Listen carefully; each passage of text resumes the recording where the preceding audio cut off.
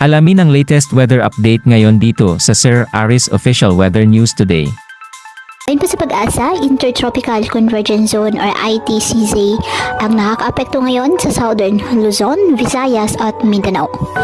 Samantala, isa pong sama ng panahon, shallow low pressure area ang nabuo po sa silangan ng Mindanao sa labas ng ating Philippine Area of Responsibility.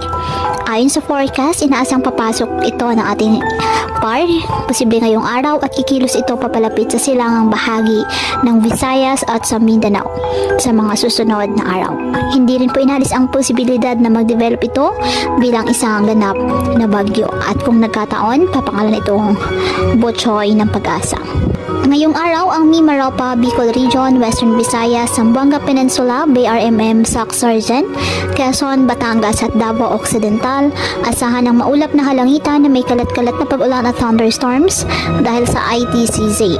Ang nalalabing bahagi ng Visayas at Mindanao, bahagyang maulap hanggang sa maulap na halangitan with isolated rain showers or thunderstorms dahil po sa ITCZ.